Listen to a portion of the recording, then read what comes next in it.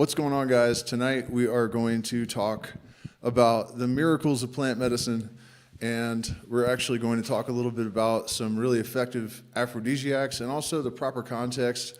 I get a lot of questions about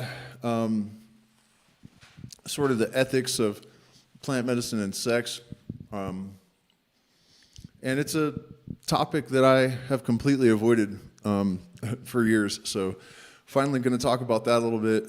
And then also the entourage effect, mostly because I was doing research for a coca recipe, coca flour. For those of you that, I do have a little bit in my cheek here. So you can actually make flour out of the coca leaf and make food with it. And so I was doing research for this recipe video that I did, and it hit me that every single constituent in the coca plant is geared towards the same thing. So, you know, it's really almost evidence for creationism, because it's just so insane that you have this plant that has the cocaine alkaloid, right? And actually a bunch of what are they called, like analogs of cocaine that give you energy, you know, and it's only 1%, so, you know, it's not like doing cocaine, but it gives you energy to work. And then there are a bunch of alkaloids that all have different purposes, but they flush toxins. So then you also have a ton of calcium.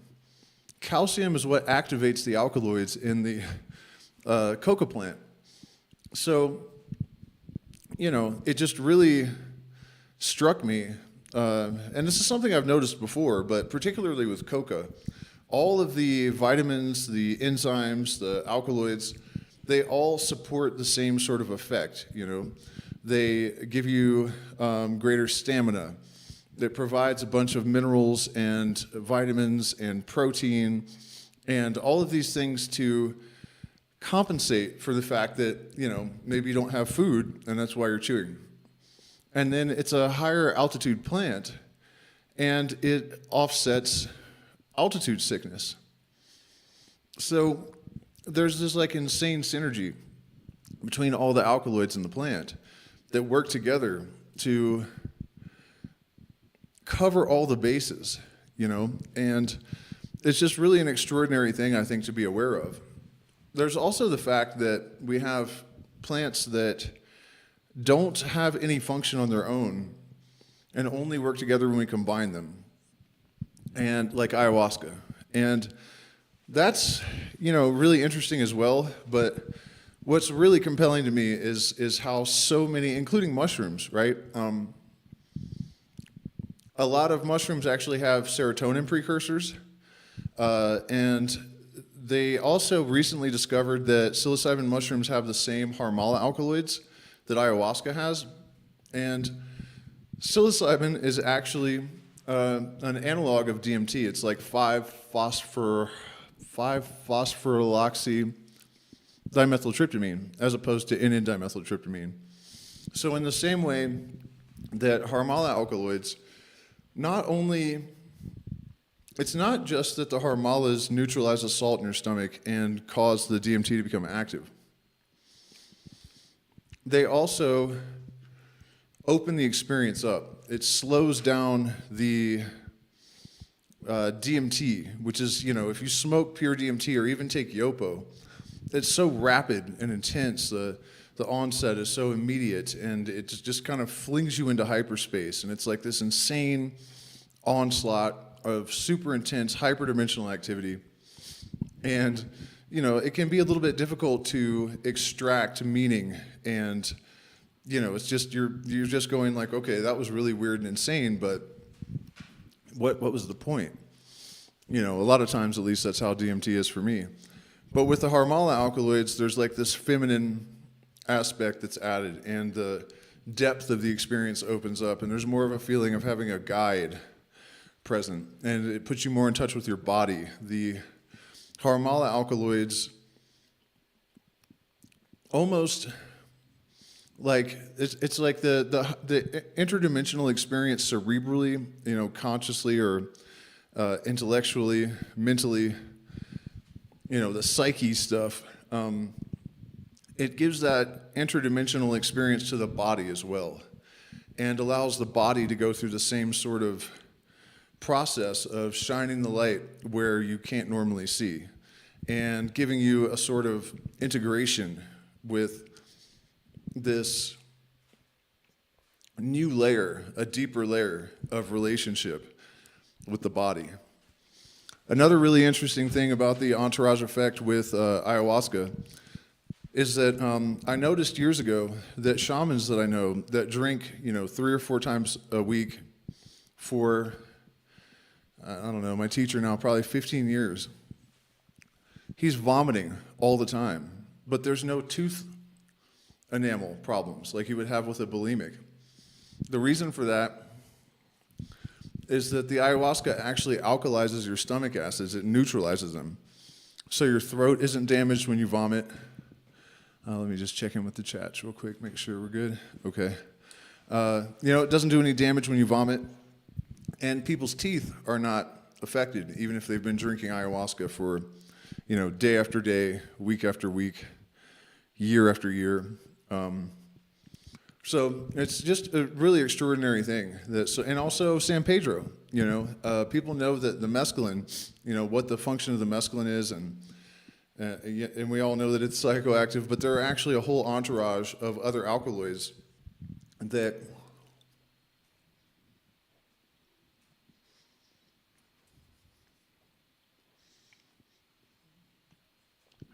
that support and modify the experience, right? So different strains of San Pedro, even different cactuses, will have a noticeably different effect. And that can be useful, because, for example, the classical San Pedro is much lighter and softer, I guess, than, say, Peruvian torch, which is kind of dark and more harsh. Not necessarily in a bad way, but it just kind of applies to sort of different scenarios. Speaking of San Pedro, and this whole question of aphrodisiacs, there really isn't a better medicine for connecting with your partner in that way. The depth of the experience, the intensity of the experience, I don't know that any other altered state can compete with San Pedro.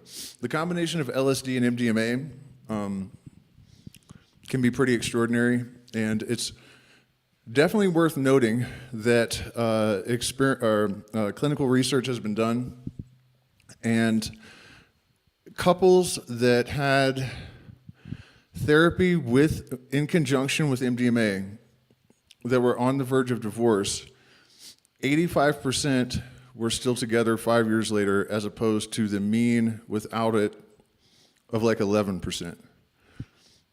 So that's pretty huge.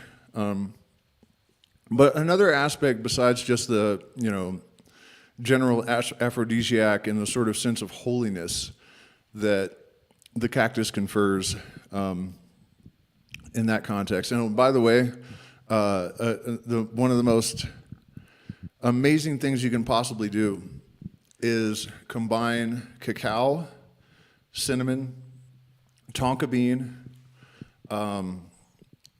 coconut milk, and fresh cacao juice. When you get a cacao pod, the pith inside, there's like this white pith that coats all of the seeds, and there's a little bit on the inside of the pod. You put it in a nut sack and strain the milk out of the nut sack. I don't really know what the name is.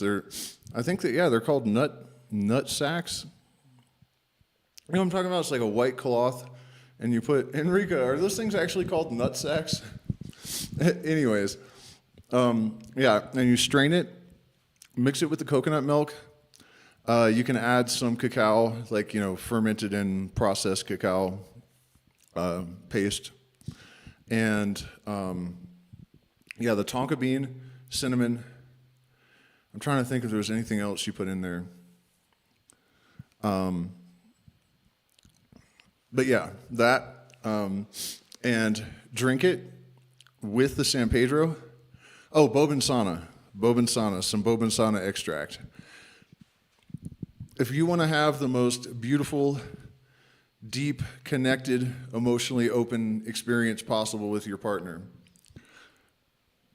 moderately strong dose of San Pedro, that drink that I just mentioned, and some coca.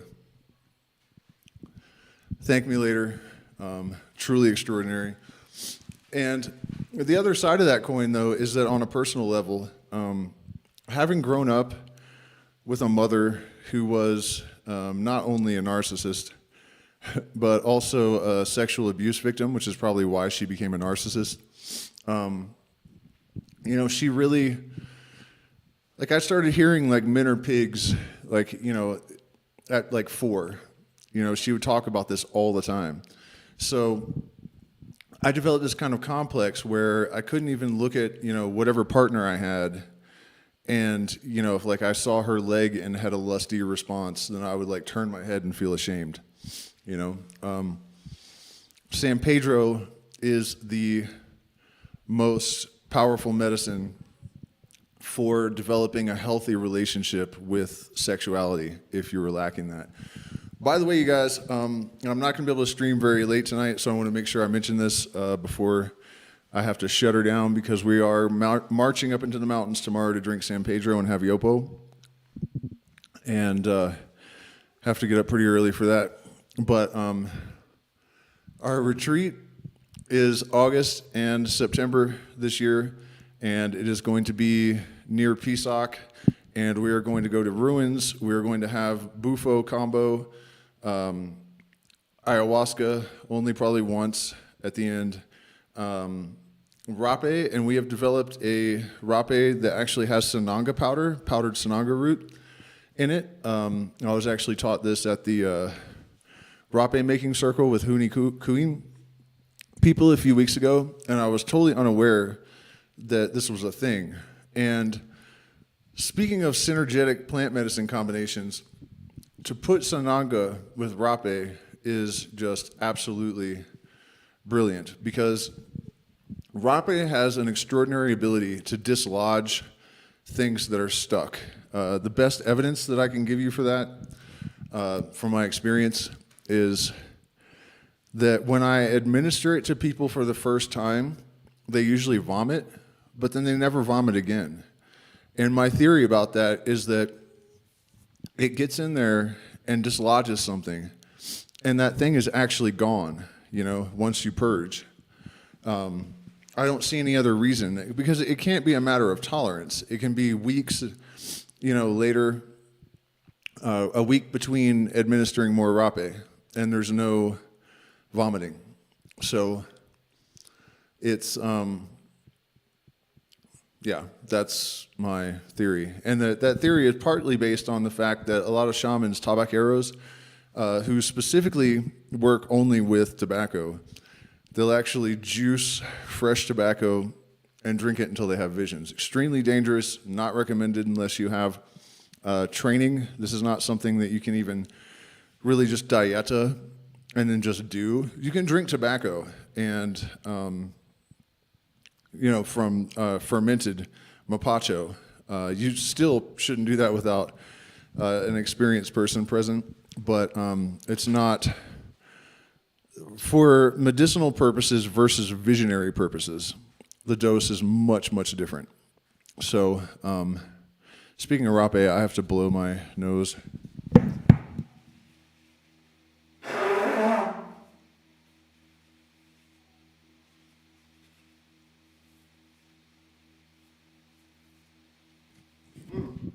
But then sananga, on the other hand, it was kind of the same way, in my experience at least. The first time that I had Sananga during an ayahuasca ceremony, which is absolutely the best time to take it at the peak of the visions,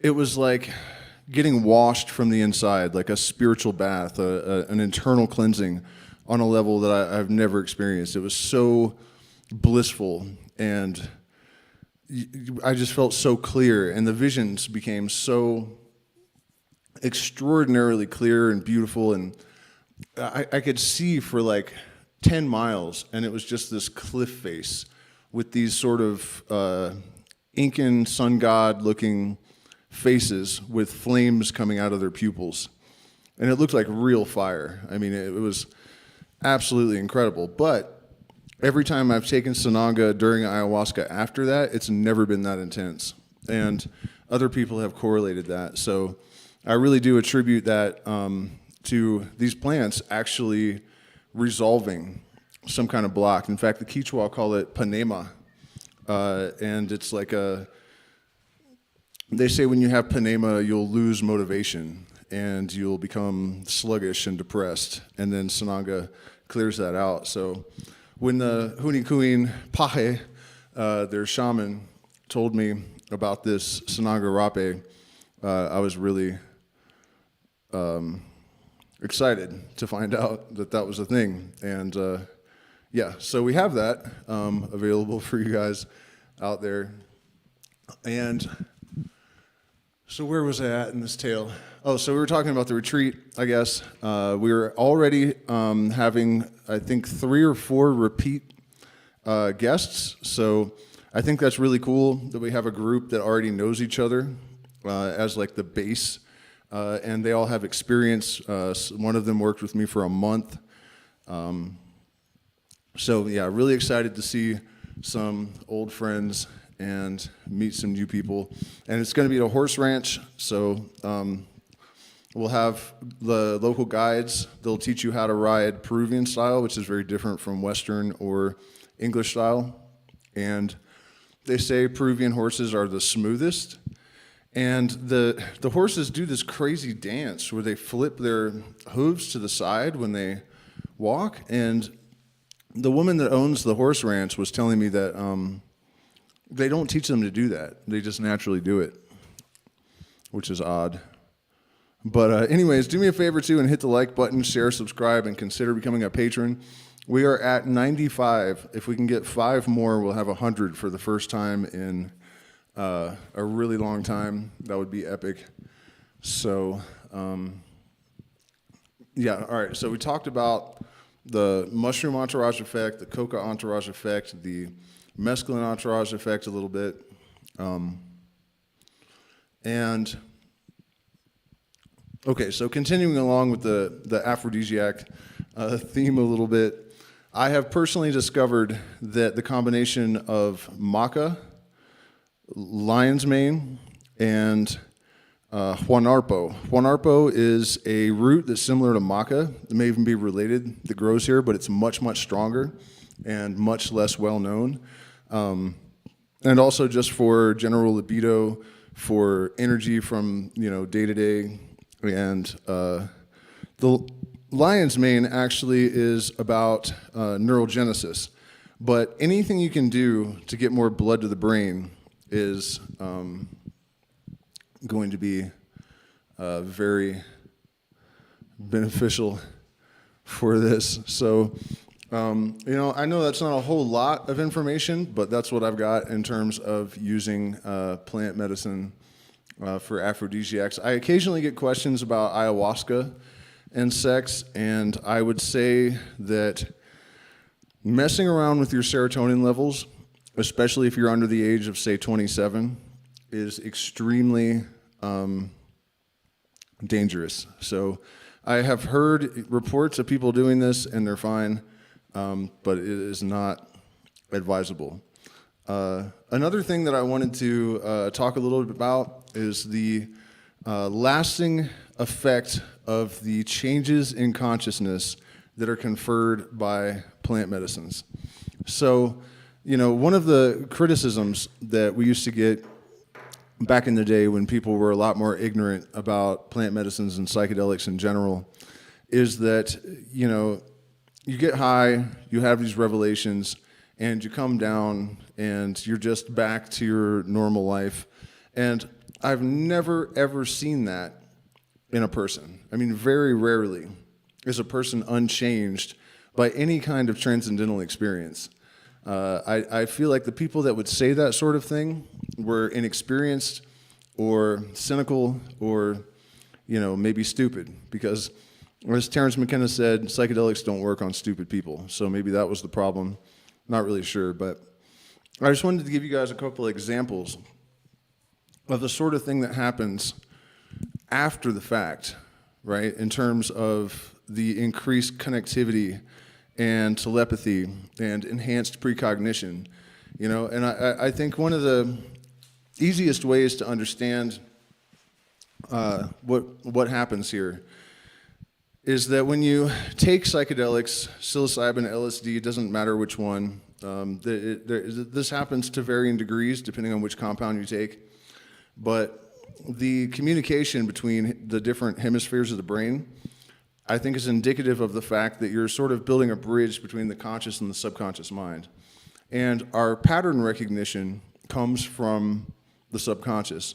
So when you increase the communication between the conscious and the subconscious, you start to have more accurate precognitions. And what's up, Nick?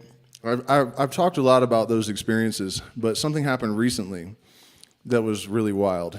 And it even suggests that, well, it suggests one of two things. Either ayahuasca is telling us the truth about, you know, the other world and all the sort of spiritual information and insights that we get from it. I'm not suggesting you should believe everything that it says. The other possibility, speaking of not believing everything that it says, is that it tells us all the same lies. But I went on a walk, no psychedelics involved, with a friend a couple of months ago, and we walked up to this ruin. We walked up to this ruin that is like right behind my house, and I was talking about how ayahuasca once told me that, well, let's back up a little bit. So my mom had just committed suicide, and I had this experience where there were these spirit beings dancing around me in a circle. My mom came down, and she was angry and skeletal and blue flames coming out of her eyes. And the message was basically that the reason that you're not supposed to commit suicide is that you get stuck in that state. And it's actually harder to pull yourself back together on the plane of pure consciousness. So, you know, that was a little unsettling, because basically the message was, you know, your mom's not at rest. She's, you know, tormented and floating around. And eventually she went away, and I went out into the jungle and had a little ritual with the mapacho to kind of come to terms with that. And as I was walking back, ayahuasca said, I have something to tell you. And I said, what is that? And she said, your mom didn't go into the stars. She went into Enrica's womb. And I was like, shit, you know, because we definitely weren't planning to have any children. And and she said, I can explain to you why that happens. I said, okay. And she said, well, think of an atom with protons and neutrons spinning around a nucleus. Human souls are the same way. So we have this concept of soul family, right? And so ayahuasca was basically saying that that's true and real. And it's because in the physical world, everything is sort of a reflection of this one single process, like it's holographic. And so I was telling my friend this story, right? So basically the bullet point of it is that your mom and your wife and your kids are always the same souls in every lifetime, sort of oscillating around this nucleus. And so the next day, I go into the local club to book a gig, and the owner's there. And somehow we start talking about ayahuasca. And first he starts telling me that, he only drank once with this Brazilian shaman.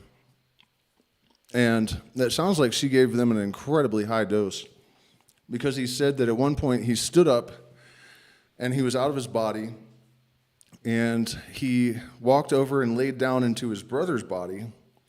And he said he wished he hadn't done that, because he found out all sorts of stuff about his brother that he wished he didn't know. And then when he got up, his brother started bawling, because apparently all that stuff had been going through his mind at that time. And then he looked at the shaman, who was a woman, and he thought, I'm going in there. And she goes, you will not enter here. And so he's like, fair enough. And he laid back down in his body, and he said he started going through all these past lives. And he realized that his wife and his children and his mom were all the same people that had been, that in every lifetime, it's the same souls revolving around this nucleus. And I had literally been talking to my friend I'm in the middle of nowhere, Peru, and just happened to have this conversation with these two people. And this guy's only drank ayahuasca one time. So what I'm getting at here is that once you've had these experiences and you have expanded the parameters of your what's available to you to experience, it doesn't stop when the ayahuasca wears off. It doesn't stop when the LSD wears off. I mean, even old hippies will tell you that when you take LSD, you never actually come down. And I think that a lot of this perception of hyper-persistent perceptual disorder that people talk about is really just the fact that people aren't expecting psychedelics to actually expand their consciousness. And so, for example, we only perceive like less than 1% of the full spectrum of light. But after we've taken psychedelics, a lot of times, like for me now, when I look at a white wall, it's not really a white wall. It's very faint, but I can see those like translucent color patterns sort of faintly, but they're there, all the time. And I think that's because the filters don't go all the way back up. They're not supposed to. This is what the evolution of consciousness is partly about, that as we develop as a species or a race or whatever it is,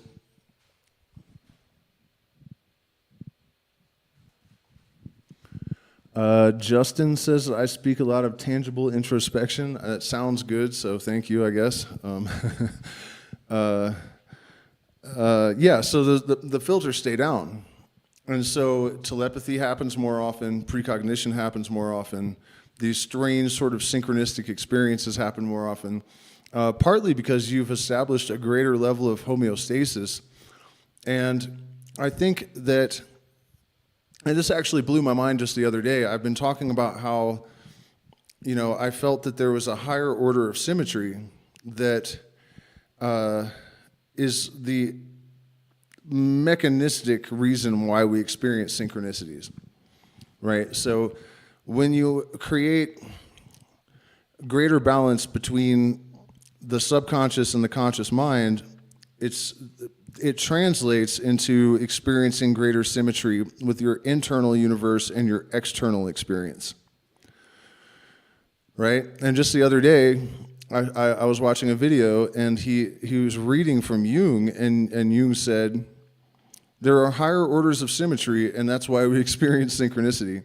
It just blew my mind to realize that, this sort of intuition that I had, that the guy that coined the term synchronicity had also explained it in that way. So I think it's probably correct. And I'll give you guys another even more dramatic example of this sort of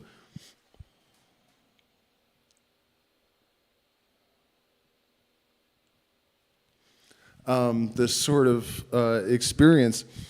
One of the first times that I did Wilca, which is like Yopo, it's a related tree. It's almost completely identical. Supposedly, the ratios of different forms of DMT are not the same. I'm about to find out tomorrow, because at the end of the San Pedro ceremony, I'm going to have some Yopo too.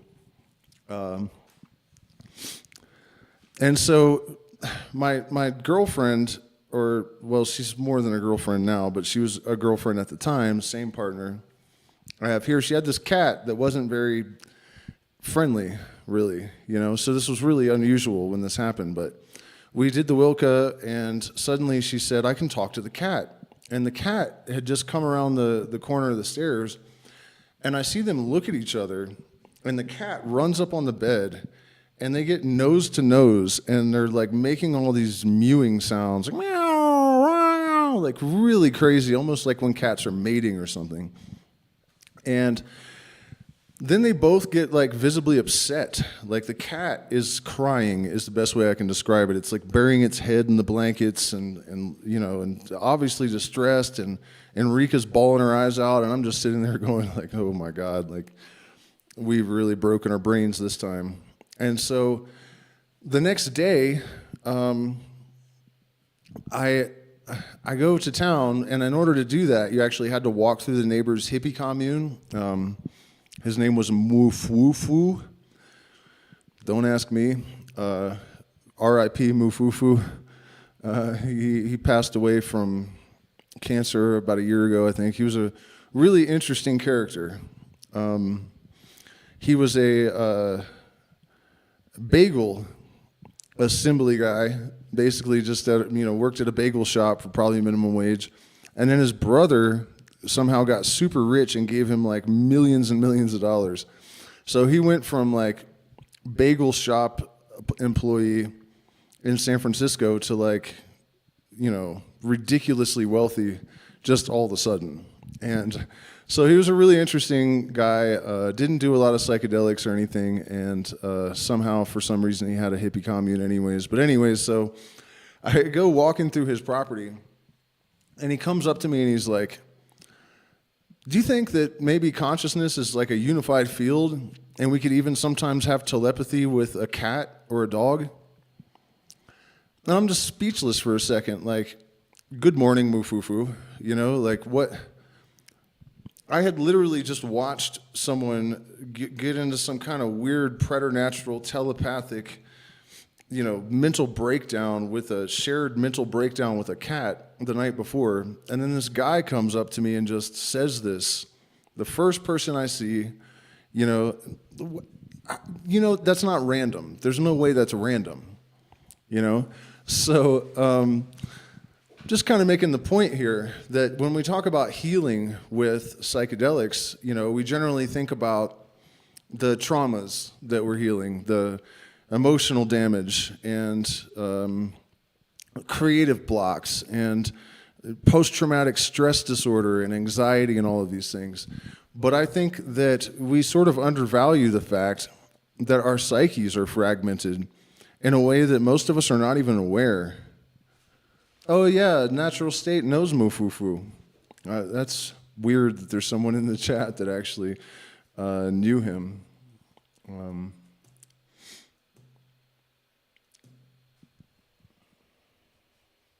Yeah, Natural State's mentioning something about having a strange experience with cats. I have another psychedelic cat story that I'll share in a minute, but what I was saying is that, we have this fragmentation of our psyches and our being that we were almost born with. It comes from the conditioning of our culture. It comes from, the younger ones among us, particularly affected by this social media, attention span sort of fragmenting stuff. And one of the things that leads to transcendental states of mind is continuity of consciousness, right? An unbroken stream of awareness that doesn't have any dissonance or interference patterns in it. And so in our society, we're kind of taught to believe that a lot of the experiences that happen during and after ayahuasca or DMT are indications that you're insane, and they're denied by the culture at large. And I think that it's actually normal for us to have those capacities to a greater extent than we do.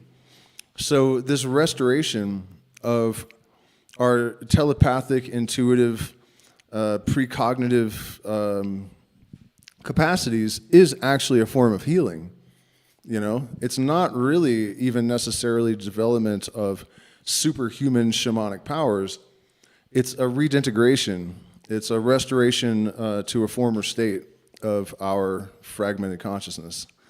And, you know, it's an amazing thing. It's a really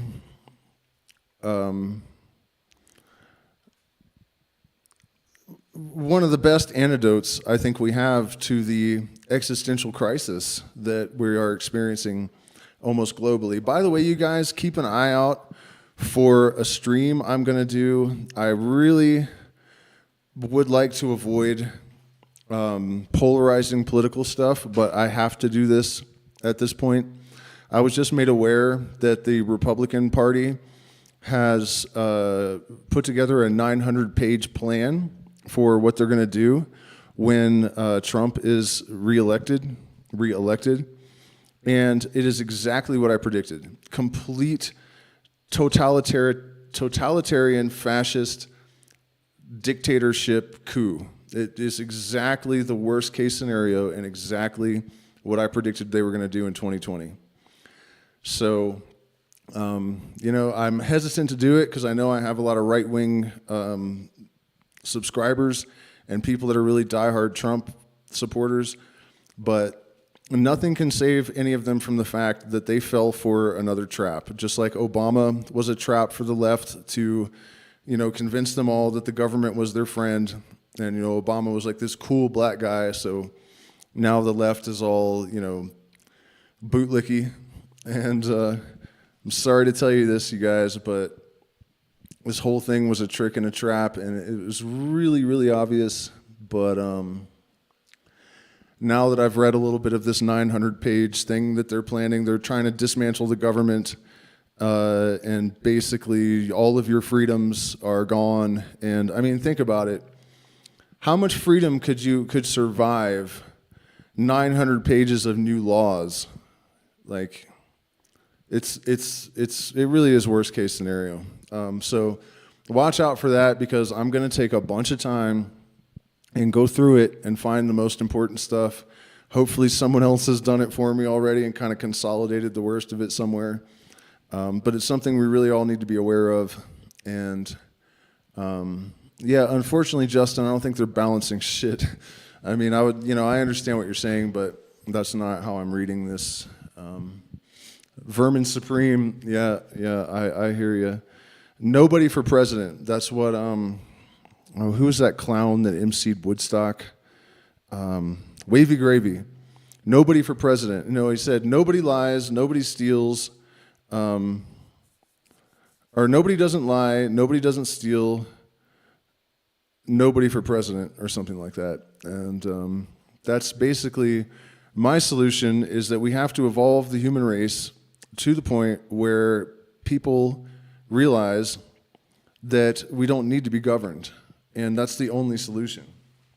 It really is. You know, everyone's looking for some leader to come along and fix everything, or maybe this party's going to do it, or this party's going to do it, or RFK, or whatever. And the reality is that until we're self-governing, we're fucked. Period. End of story.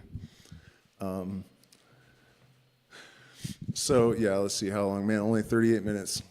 All right, so if you guys have any questions or topics for me, you can pump them into the chat, and I will do my best to address them. I feel like there was definitely some other plant stuff that I had intended to tackle, but it is eluding me at the present moment. So, plant medicine miracles. That, I guess, you know, something that I should probably talk about is that I really have been disappointed, I think, by the lack of evidence that people are really genuinely having their consciousness expanded in the way that I would have expected with the popularity of plant medicine and psychedelics being what it is. Of course, I'm a little bit, I'm not in the United States. I'm not on the ground there. So I'm not 100% sure of what's going on, but just based on what I see on social media and live streams and interactions with people, it really seems like here's a good way to explain it, right? Like, after almost every ayahuasca ceremony I've ever... Colis relief?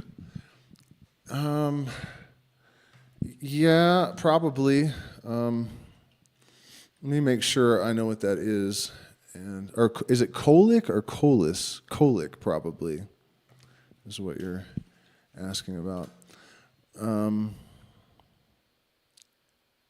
You mean for babies? I'm not sure what you're asking, I guess. Colitis. Oh, okay. Yeah, I'm sure.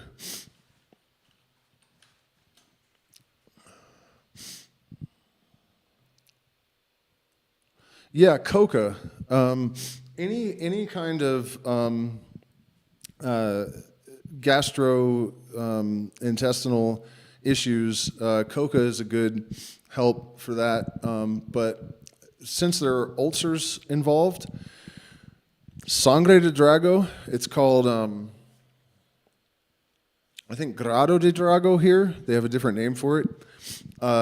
It has been studied clinically, and the researchers said that it sort of empowered the blood cells, the red blood cells, I believe, to rebuild damaged tissue.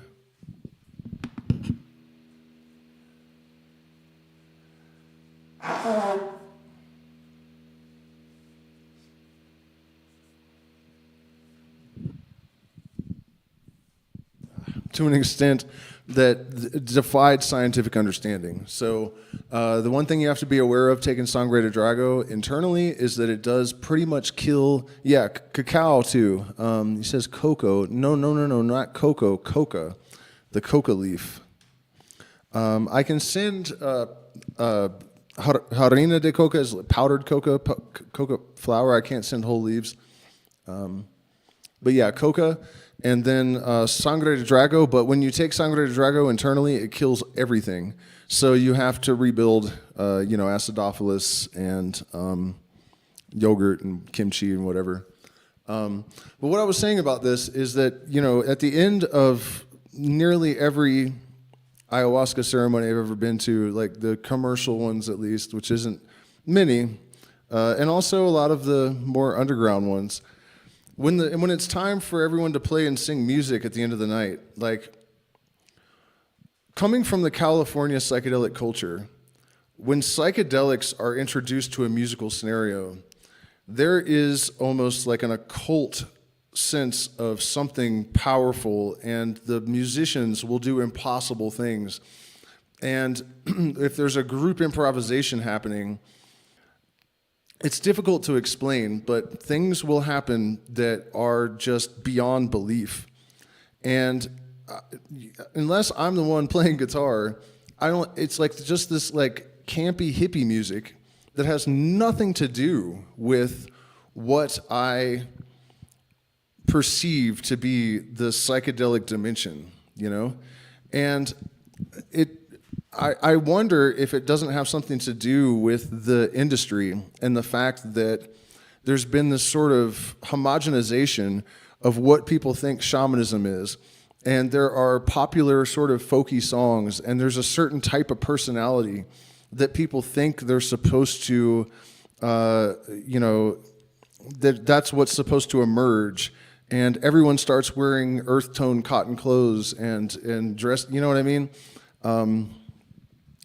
It's a strange thing, and I don't know really quite what to make of it, or really what the solution is, I guess, except to remind everyone here, although I know I'm preaching to the choir, that shamanism, one of the great attributes of it is that it's supposed to be a fiercely individualistic path. Somebody actually commented,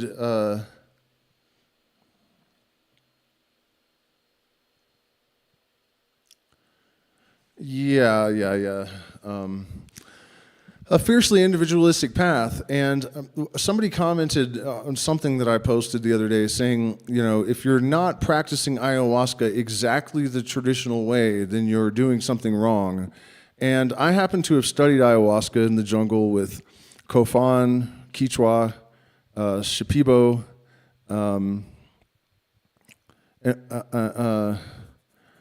Ashka. I didn't know them very long. It's hard to remember that. Not Ashkenazi, that's a Jew, type of Jewish person, a subspecies of Jew. What is it? Ashka, whatever. But mostly Shuar and Quichua.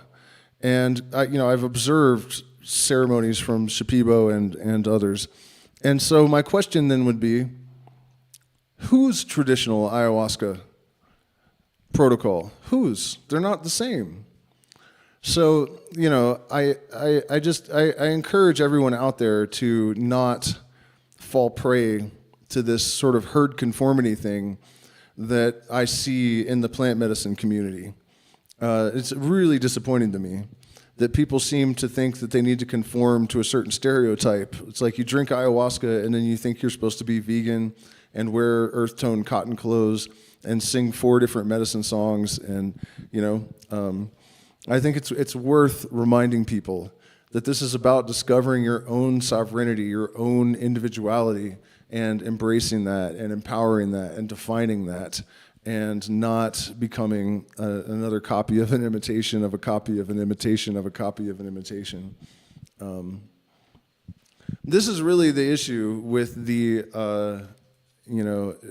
commercialization of psychedelics, I think.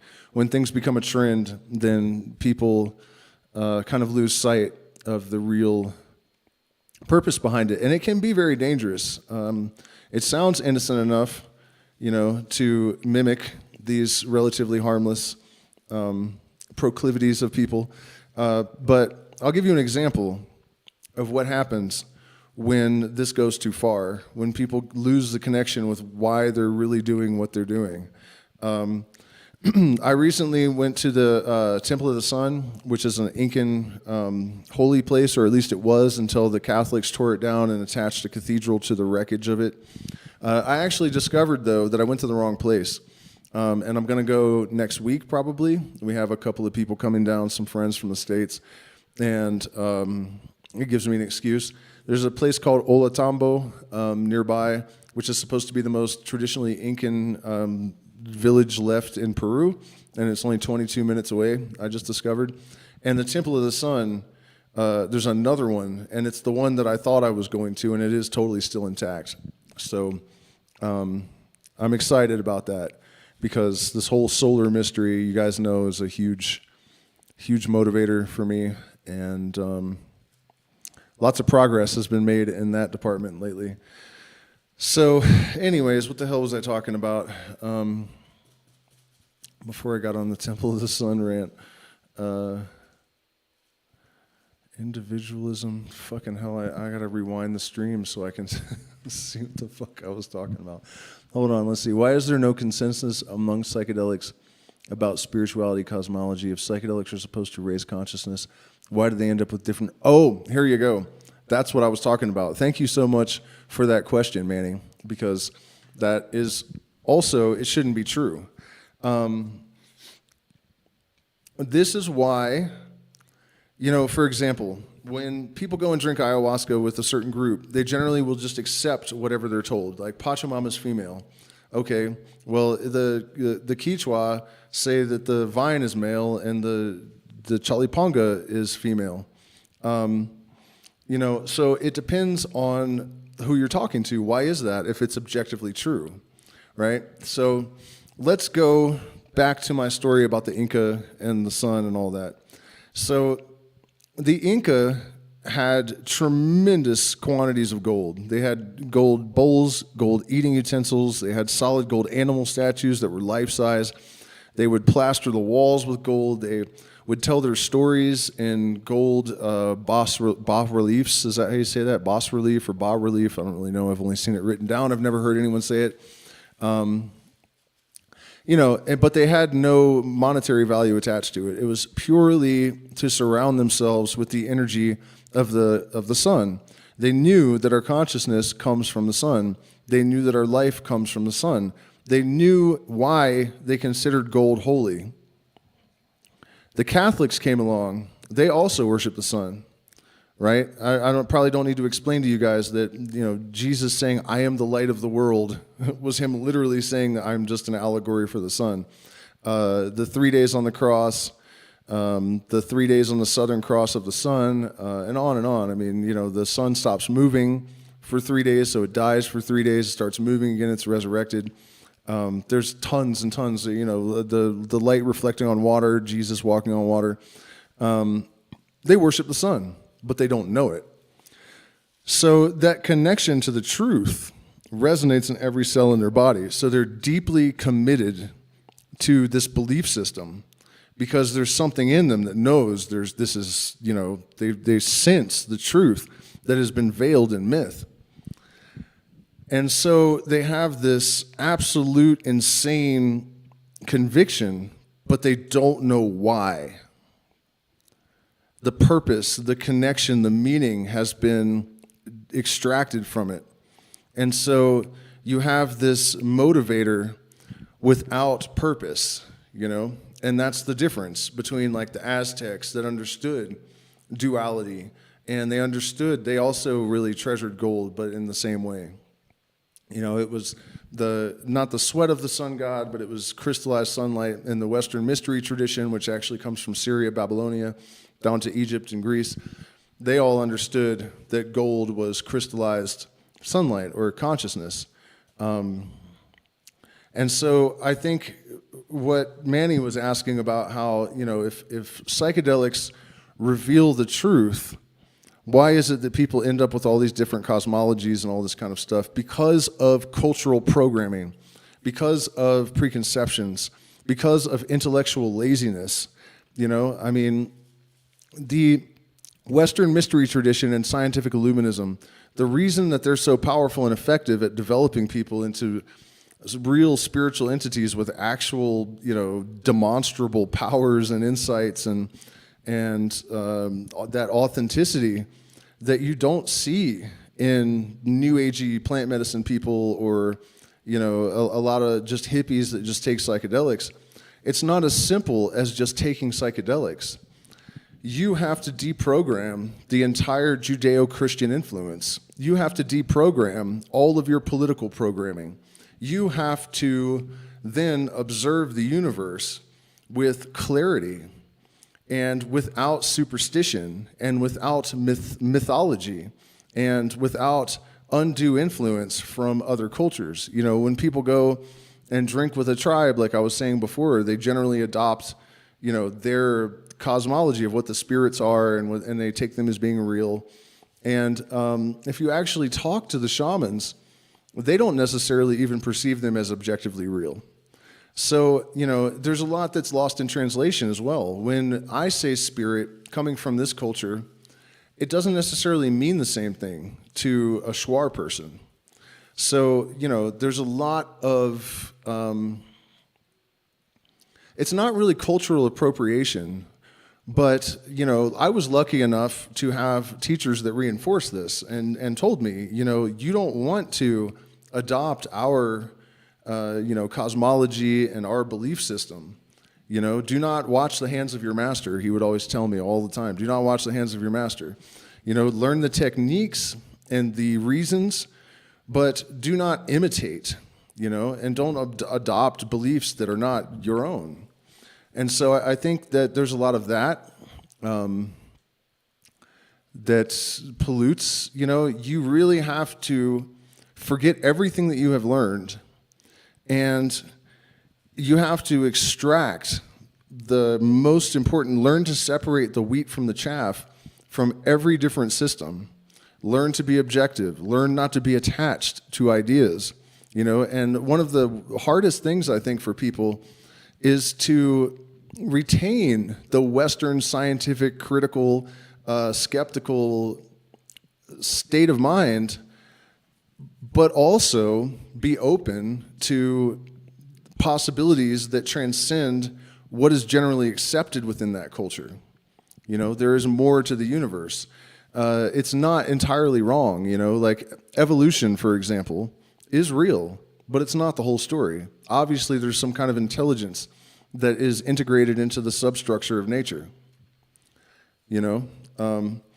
So a lot of it is that, one of the practices in the Western mysteries is to take any idea that you have and then generate the opposite and then combine them and whatever arises from that. This is the alchemical process. You put two things of opposing nature together, and whatever is generated by them is of a higher nature, and it is the quintessence of those things, the spirit of those things, And there's a lot that is misinterpreted, I think, from the magical traditions, the Western magical traditions. This I blame also on the Judeo-Christian thing and the religious modality of thinking like, okay, I'm going to memorize this text, and that's what my spirituality is knowing all this crap that this book says, but not really knowing what it means, right? So you have in the Western mysteries this idea of 4 elements, and it's pretty ubiquitous. There's 3 elements, actually, in a lot of the like indigenous cultures and the more ancient cultures. But, we're familiar with these 4 elements. And, but then also we have air of water, fire of water, earth of air. And people sort of memorize these tables and stuff, and they don't go beyond that and really think, well, what does this actually mean in the real world? Well, if you apply the element of fire or heat to earth in the form of metal, what happens? The metal becomes water. That's water of earth. When water freezes, that's earth of water. When water evaporates, that's air of water. And so just becoming aware of how everything contains everything else and these sort of dualistic inherent principles of everything trains your mind. Like once you have learned to see these various aspects and these contradictory expressions of everything, you see it in everything else. So I guess, Manny, the answer to your question is that we don't have a system of, I don't want to say hierarchy, because that implies that someone's in charge, and I don't really like that. I think one of the huge errors of our psychological disposition in this culture is that we have this thing of like, swooning over presidents and looking for saviors and like putting shamans up on a pedestal and stuff. You are equal to the Most High God, so you don't need to put other humans on a pedestal.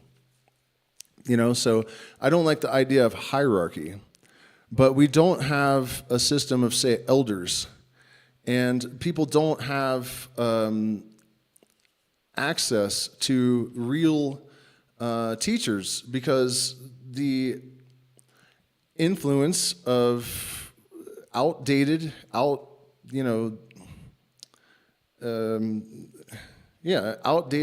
obsolete belief systems is still very prevalent. We have the profit motive that's been added into everything. So, for example, one of the reasons I think the plant medicine scene has become so hippy-dippy is because people are trying to sell stuff to people. And so, everyone wants to focus on the light and ignore the darkness because that's much more marketable.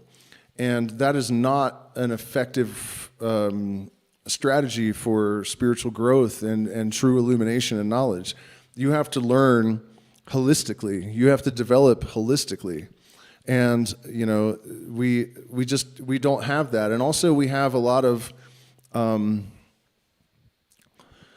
sort of, like people have been pushed too far in one direction, so their response is to fall too far, and they bounce back further than they should. And so we had this excessively materialistic, shallow, capitalism-based. Not that I'm like fundamentally against capitalism, but the sort of unchecked capitalism, But, the whole materialist thing too far. So then they want to reject science and they want to reject critical thinking. And people say, you can't come to spiritual knowledge through the mind. I think that's the worst advice that you could possibly give someone. You have to balance the pentagram. You have to develop every area equally, in order to make the kind of progress that results in an objective perception of what the universe actually is and your place and role in it, So I guess the short answer would be it's sort of lack of guidance and training and bad guidance and bad training that leads to this difference in cosmology. And I would also point out, and maybe it's going to sound arrogant, there's nothing I can do about that, but when I look at the most brilliant people that have the habits that they need to have, like Aldous Huxley, Timothy Leary, Terence McKenna, Robert Anton Wilson, I'm sure there are others. They do have the same cosmology. They do have the same message. They do get the same understanding. The people in the Grateful Dead, another great example. They do come away with exactly the same perception of what the wiring under the board actually is. So, I would say that when you see all of these people getting different messages from psychedelics, all of that stuff that I just outlined is the reason why that happens. The reality is that, spirituality is not subjective. Your experience is subjective. This is one of the huge injustices that, like, the New Age movement, motivated by wanting to make marketable concepts, they have really got people repeating that the universe and truth and all of these things are far more subjective than they actually are. There's only one objective truth on every level. And in my experience, with any required change can be affected by applying the proper kind and degree of force to the proper object through the proper medium. If you fulfill all of those things, then you will get the change. So if you apply that to spiritual growth and illumination and metaphysical understanding, there is only one objective reality. And, this is something, the popularity of these ideas, that people really like the idea of that if you can just imagine some shit, your reality is just going to conform to it. And that's true to an extent. But in the interest of marketability, people have really oversold that concept. In fact, as I started talking about it, I noticed we lost a number of viewers in the vertical because people don't want to hear it. These are comforting illusions. A lot of people had paid money to be convinced of this stuff. And like I said, it's not necessarily totally untrue, but it has been exaggerated and sort of oversold. So, okay, anybody else got questions, topics for me to riff on? I'll give you guys a minute to think of something. By the way, do hit the like button, share, subscribe, consider joining our Patreon. We are at 95. If we can get 5 more, we will hit 100. Well, there's a free member, so we are at 96, I think. Yep, 96. 4 more. But, it's fine to join at the free member, but you will not get access to the patron-only voice chat that we have every Monday night, or the Forbidden Knowledge streams, and the 5 years of patron-only content that is available to people at the $10 tier or higher. Questions, topics, going once, going twice?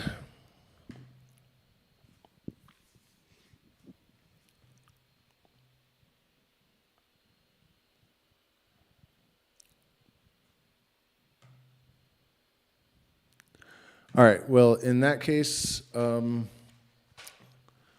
something pops up while I'm saying my goodbyes, thank you guys so much for spending this time with me. Please hit the like button, share, subscribe, join the Patreon to support the channel. We're demonetized, so we're completely dependent upon support from the community in order to thrive and to continue making videos. I'm sure I'll have plenty to talk about after the San Pedro experience tomorrow. I'm planning on drinking a relatively strong dose and then the Oppo at the end. I imagine it's going to be pretty interesting. So let's see. Thanks again. Yeah. All right, guys. Good night. Thank you so much for spending this time with me, and buen suerte.